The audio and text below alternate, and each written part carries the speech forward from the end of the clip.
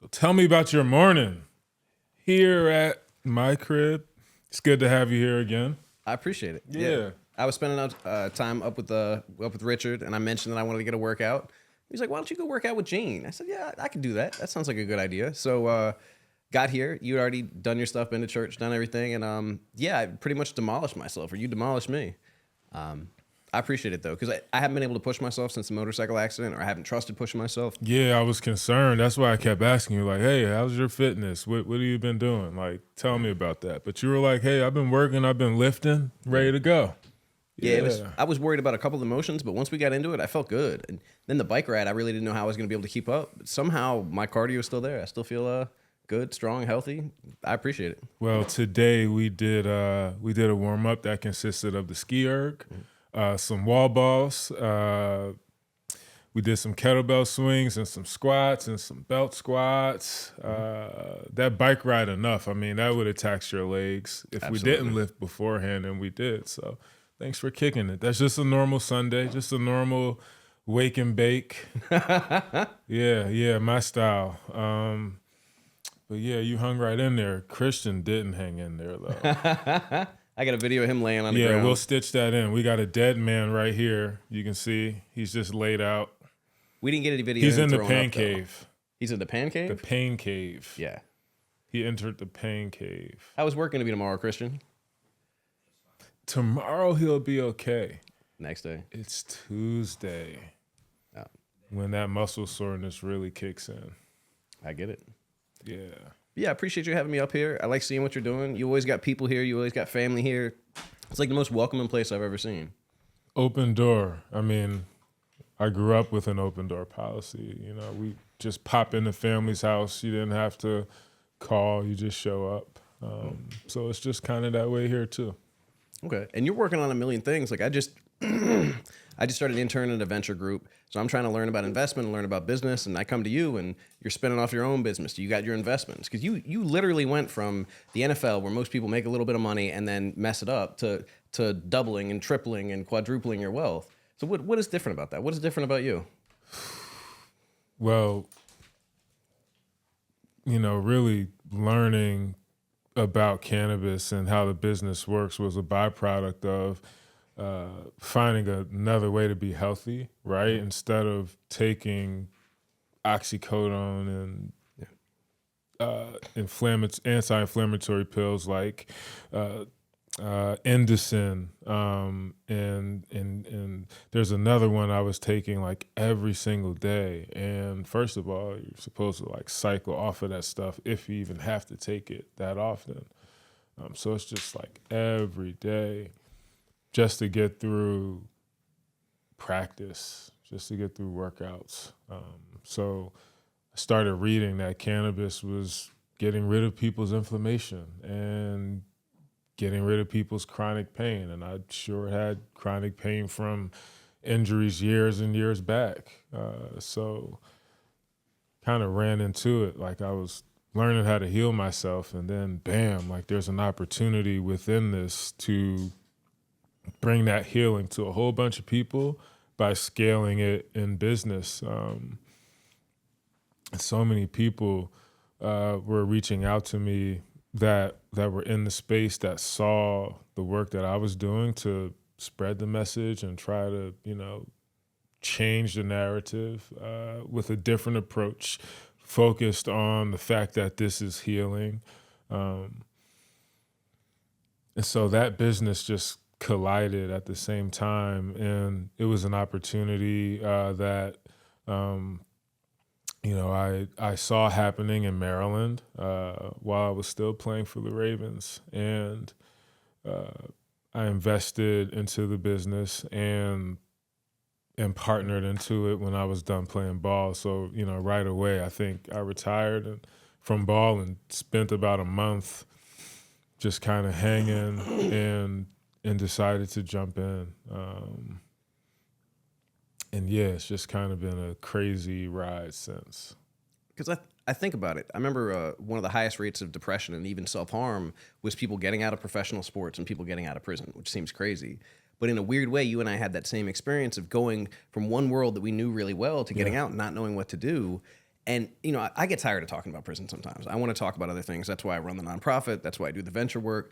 I'm trying to expand into other spaces, and you did that really well. Yeah. I care deeply about the mission, right? So it was important for me to, learn as much as I could. And I certainly spent a ton of time and energy doing that. And then I was a part of a team building this incredible business. So, it was the most incredible learning opportunity, the most incredible experience I could have, having partners who have already built, phenomenal businesses and had exits and, understood just, how to do good business. And this was a completely different vertical for everybody. I had a lot of knowledge, just, how things worked because I paid attention to how the business of the NFL worked. And there's certainly a lot to learn. And so, just really, that time of my life, just, being in that environment where, we're building this thing fast paced in multiple states at a time. It really, just it taught me so much, but it showed me, really how to translate that work ethic, right? So the situations I had been through prior, the life I'd been through prior, and much like you spend so much time, in this system, and you kind of just understand how things work and how people work. And business is no different, right? It's relationships, it's building those, maintaining those, and especially outside of the business itself. I saw my partners make efforts to, connect with, as many people in the company as they could. As it grew bigger, that became more difficult, but they still do, and it's cool to see the events that they put on for the team. They just had a huge one. They do a good job of doing that. And so, just learning from people who, regardless of what people thought, worked as tirelessly as coaches did in the NFL, right? I was seeing the same exact thing. It was just in the cannabis field and not football. So you learn a lot through your, experiences, and you just translate them to the new medium. And it's no different if you've got expertise in anything. For example, taxes, right? Like there's professionals in the tax game that, can understand what's happening in cannabis and, add that to their practice or make that their practice. So using, those acquired skill sets in that new medium, because most industries have the same moving parts. And so if you just understand how to build business, it really doesn't matter what that business is. Okay. But one of the things you said that I really like is you talked about the value of relationships. Yeah. Because as I entered this space, in the tech space, in the investment space, is I see people who have two different attitudes. Some people, they see relationships as something that they want to sell. Everything is about a return. Everything is transactional. And I've seen some of these people make a lot of money, but it seems like there's a cap there. And then I see the people, the really incredible people, the billionaires, and they freely give of their Rolodex to their select few. Yeah. They freely connect with people. They help people. It's like, I don't know if it's because they've made it, so therefore they don't worry about it. But it seems to me like they made it because they're free and they're not transactional in their relationships. And that's what I've noticed about you. I think you have to show that you really care, and you really have to. And you really have to invest time in people. Building relationships is more than just talking about what we're doing in business. It's, what's going on in your life? Like, how's your family? And like, let's maybe go hang out and do something and put them together. And finding and creating the time to do that. Because then it's important. And that's what I was going to ask you, because I've been struggling with this. I'm on this 5-year plan because I'm trying to catch up and build some wealth and work on these projects.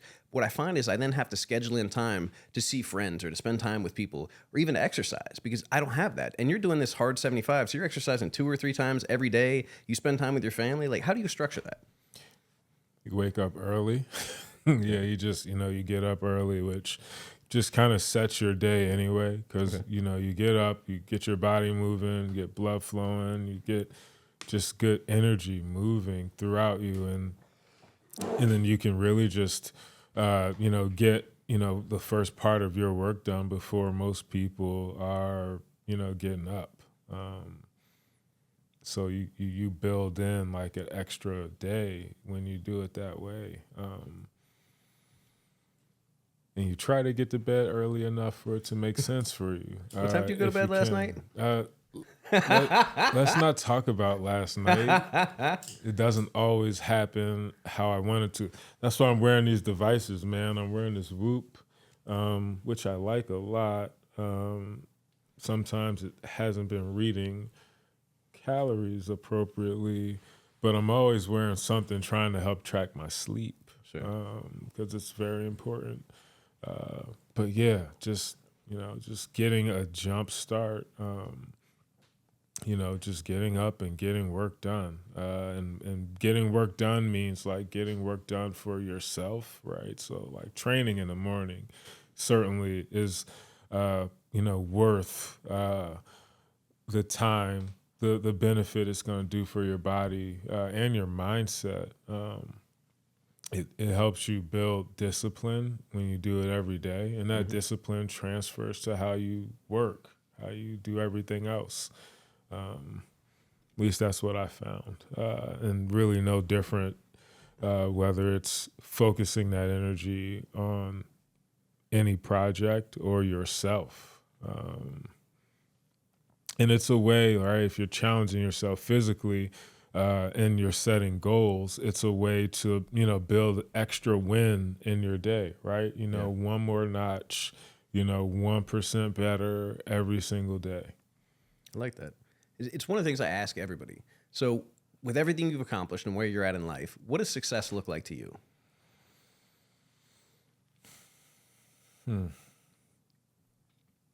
Success is going to look like, I've seen success. I've seen, or at least what I think success is, and some people who are no longer here. And I feel like God is proud of their lives, right? How they lived it and how they touched people and how freely they gave. That's what success is. I like that.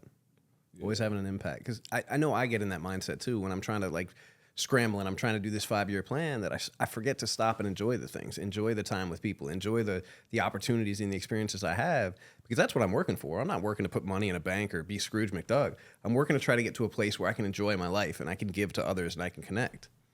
And to do that, you'll have to earn money. Yeah, exactly. Right? Like to really make an impact, to do the things that you're dreaming of and to live that life, you have to earn that life. You have to, do the things you're doing now to build that wealth, which is cool to see. And you told me, you were tired of sort of talking about, a phase of your life because, this is you living that second chance that you're representing right now, which is so cool. And it's a second chance for me too. A lot of people leave sports and really don't know what to do. Yeah. And I made some decisions while I was playing that really put me in position to have a second chance, another opportunity to do something challenging and fun and rewarding. And I built so many relationships along the way that have been real and life-changing. It's been fun, man. I think definitely blessed. It's fun, man. Yeah, and I mean, because I really am interested in what it is that allows somebody to make the best of their second chance, whether they're coming out of a traumatic experience or they're a victim of crime or they were in prison or they were in sports and then they were around this kind of toxic environment. Like, what are the qualities that you think you have or that you see in other people that really propel them to success after a difficult or a kind of a challenging transition? I mean, most people wouldn't expect someone just generally to have the success you're having now. pulling up, hey, can I borrow your Tesla charger? I mean, man, like most people probably can't see that, but you believe that you can do a lot more. And that's the difference, right? Like if you believe and you don't quit, Yeah. that's the formula. When it's so funny because you talk about the Tesla. I had talked to my mentor for months, and I wanted this Tesla, and I was expecting her as an incredibly successful business person to be like, no, you need to wait, you need to save. She said, you need to buy that car. I said, what? Like, but I can't afford it. It doesn't really make sense, and I got a really good deal, so I actually can afford it.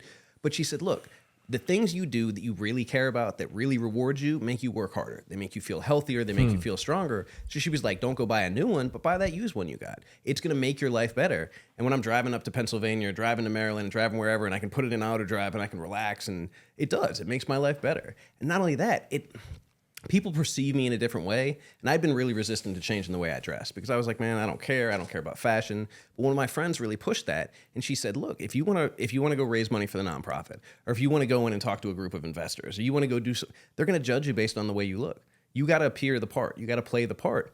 And I really resisted that, but I recognize that everything it's a tool. Everything has an effect. And I don't get a second opportunity to create a first impression. So I've been trying to look at all the things that are important and play the part, but also not lose myself because I don't want to sacrifice myself or I don't want to change who I am. I'm really happy with who I am. So trying to find that way to find success without losing myself has been really the journey.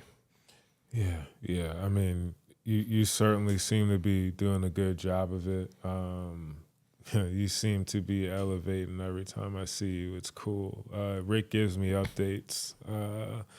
I should reach out more because you are definitely moving in some impressive spaces too. It's cool to see. I'm glad I was able to throw you around in the gym a little bit today. It's fun.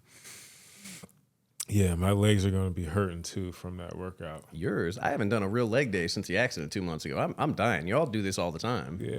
Yeah. I mean, and that was recent. So to be back to this level, man, that's what have you been doing to stay healthy? It's I was on bed rest for 2 weeks, and that was, in some ways, that was the craziest thing for me because I haven't stopped moving since I got out. So being told I have to sit in the bed and like maybe take the walker to the bathroom and back for 2 weeks, it drove me crazy. But what it did is it forced me to slow down. And that's why I was really getting this evaluation. Like, hey, I'm spending all this time and I'm not taking care of myself and I'm not taking care of the relationships in my life and I'm not giving time to the people I care about. So I really kind of stepped back and I said, all right, I need to get back on my routine. I need to get back in my meditation. I need to be in the gym every morning. And when they cleared me after 2 weeks, originally they told me I wasn't going to be able to walk without crutches for 8 to 12 weeks. After 2 weeks, they were like, look, we don't know what you're doing, but it's working. So I go in the gym, I'm using the shoulder press machine. I can't press but 20 pounds. And it was killing me because I'd hit my shoulder in the accident. But it was one of those things where it was like, all right, cool, this is a challenge. Like, if I can do 20 pounds a day, how long till I can do 40 pounds? How long do 60? How long do 120 or 140 again? And I just looked at it that way as like a game. Like, how can I do this and where can I push myself? But I also had to slow down because my tendency is to go, 0 to 100. And so I was like, all right, cool, let me take this time. So I set a timer when I went in the gym at first. And I wasn't going to do any exercise or any body part for more than 5 minutes, like actual working sets. And what I found is like I did, 5 30-second things or whatever. And I was like, all right, cool, I'm done. And I walked away and I was sore and I was hurting, but then the next time I could go in and I could do 6 sets or I could do 7 sets. And by limiting myself, I actually allowed myself to kind of get better. And the cardio is the thing that I've really been struggling with because I still have some of the muscle stuff. But doing this with you reminded me, like, I don't need to go on a machine. I don't need to go for a run. Like, I can do cardio right in the gym. I can do kettlebell swings. I got a kettlebell in my apartment. There are things I can do, and I just need to start prioritizing that again. So this was a good experience for me to realize that, yeah, I can eat right and I can do other things, but I got to get back to pushing myself because when I have that acute stress of exercise that like just absolute wipes everything away, all the little stress I'm feeling, that just doesn't bother me anymore. It's like it just pushes it to the side. Yeah, it's definitely a way to get some relief, to de-stress. A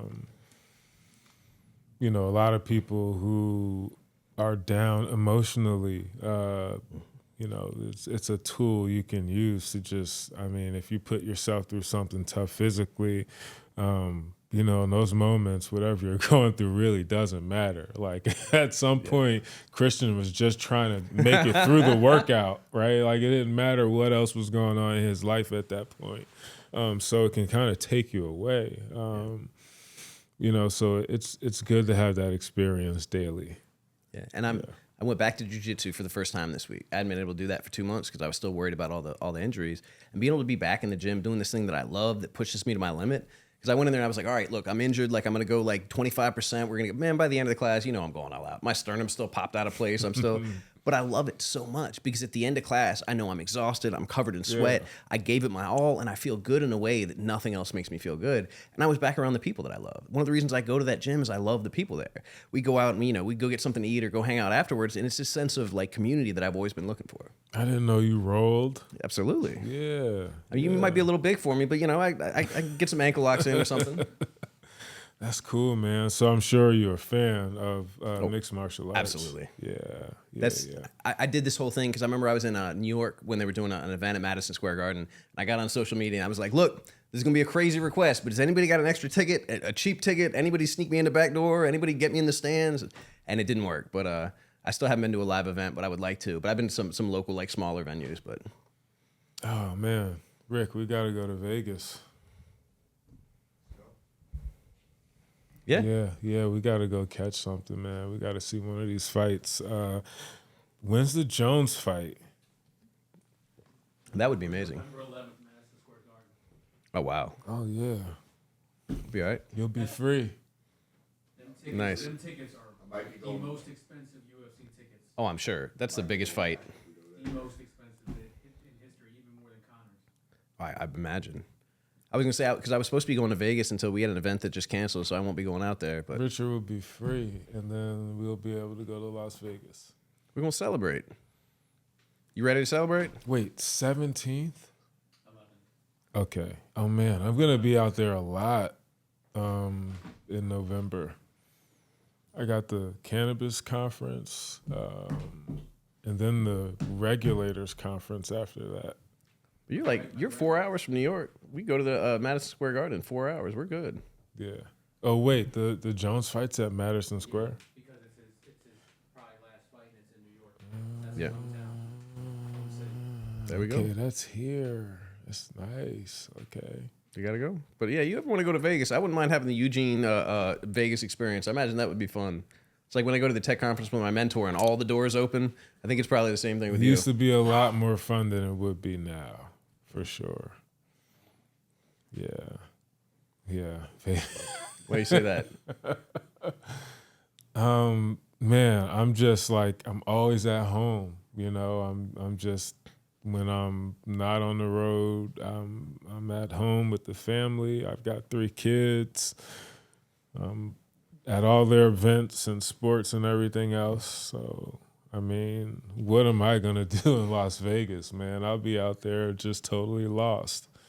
I mean, you got great nature around there. We can go run through the Rock Hills. We can go do some crazy stuff. See, that's the Vegas experience I would want. Like, you know, Yeah. we go out, we go train, we go get away from the madness, Okay. and find something else to do. There's some farms I want to visit out there. I still need to go see Steve Cantwell's farm. He used to fight in the UFC. Really?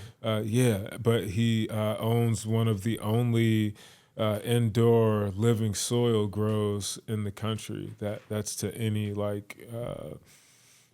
scale. He's also built an organic produce farm alongside of it too, that he's putting a lot more products out. So it's cool to see another athlete in this same space, but I can't wait to see us grow. He's doing it differently than most people. Just, in a completely natural way where most people are, trying to grow in as sterile environment as possible. Mm-hmm. Yeah. Well, it's interesting you talk about that because I've got a buddy who's in the cannabis space in Northern California, and I went out there one time, and all his friends are growers or in the industry some kind of way, and a lot of them were like, "Yo, I'm growing vegetables, or I'm growing something else this year. It's just the market's so saturated, it's not worth it." So it's interesting to see somebody saying, "Okay, let me diversify because I know things are complicated. Let me get into every space I can with the expertise I have." So, California is a very different market than what I focus on. There's a lot of opportunity in markets that are fairly new. Maryland's been, about half a decade, which just a few years. New Jersey's market's been open for a year and a half now. There's only 12 companies in New Jersey that have product in the medical market. Half of them have product in the adult use market. When you look at a state like California, there are hundreds of companies operating already. So it's a very different landscape. And since cannabis is provincial and the product in California stays there, it can't move across state lines, you're only competing with a few people at this point. Now, over time, more companies will get up and running, but it's still so early.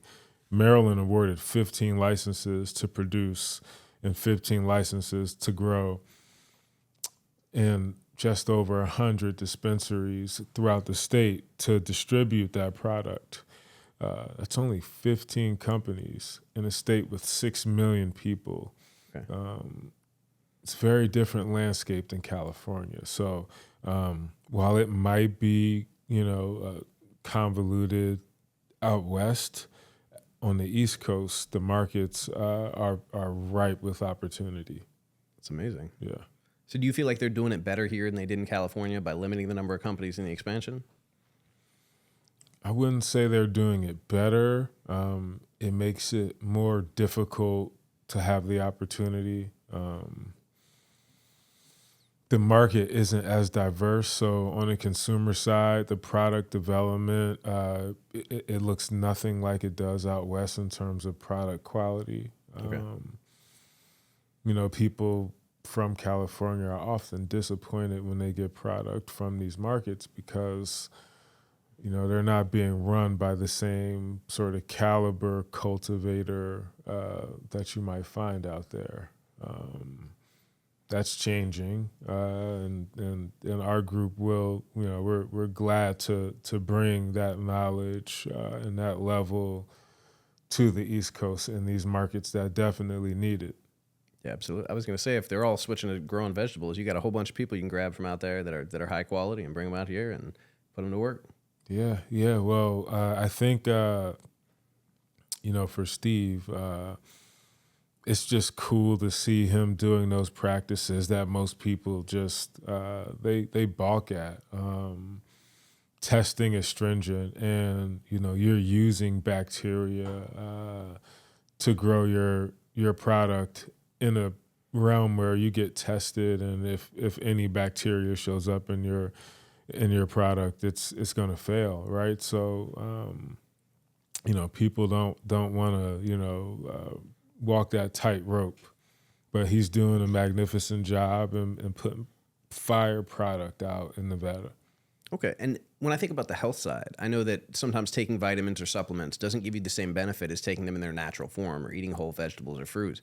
You feel like it's the same with cultivation, not having the actual holistic or wholesome or whole whatever market or growing experience limits the product?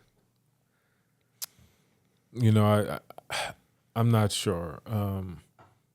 I've had incredible product, both ways. But with most things that grow, natural is it's best, right? Like when you grow vegetables, you can certainly tell from the hardiness and the taste. And to a degree, people believe that you can tell in the cannabis end result. I'm not sure. I'm not sure because I've had, again, awesome product that was grown with salts. Okay. Very cool. Well, I appreciate you taking the time and sharing some knowledge with me. And I don't know that I'll ever get into the cannabis space, but the more I know and the more understanding I have, the better position I'll be. Yeah, you never know, man. Your skills might be useful. There are some factions that have been helping people have a second chance in cannabis, and it might be beneficial for you to know what's going on because you might know people who need a second chance because of cannabis that might have skill sets they can use. State of New Jersey and Maryland are actually, in New York has examples of it now. I actually took a photo in front of a building. Remember you sent it to me. The Kamba guys that we talked about. So there's opportunity there for sure. There's grant money available in New Jersey for people who, were arrested prior for cannabis. So if there's anybody in your circles, there's definitely like some cross-pollination there. That's, it's crazy because we're doing 2 big new projects with the nonprofit. We're developing an app, and we're working with Amelia, and we're hoping to work with another telecom to actually connect people who are currently incarcerated with mentors in the professional space. Yeah. And then we can obviously work easily with people who are out. And so our whole thing is we want to give people the opportunity to get into the room and learn the skill set and have the connections that I've been able to have. And I think there probably are a lot of people in the cannabis space that don't even think of that as an option or don't even think of that as a legit path. So taking those guys that have experience or taking those women who have experience and being able to connect them professionally, like we'd love to have you as a part of the network. You guide somebody along the way, or some of your people can guide somebody along the way. And I can imagine the impact that would have to be able to go back and basically, redo and really have their second chance with the support they need. Yeah, we'll connect you. We'll connect you to 40 Tons, and we'll connect you to Last Prisoner Project, who are both doing a lot of work in that space. And if anybody that you're coming across has those skill sets or those aspirations, or maybe they just don't know and they'd be interested, it's something you can pass along. I love that. Yeah, See? yeah. Look what comes out of a conversation, even in front of a camera. Yeah, man. Glad we sat down, man. It was cool that you came up to see him, which, you said relationships are important, and you texted me about that. So that you definitely a man of your word, and it's cool to see you come out.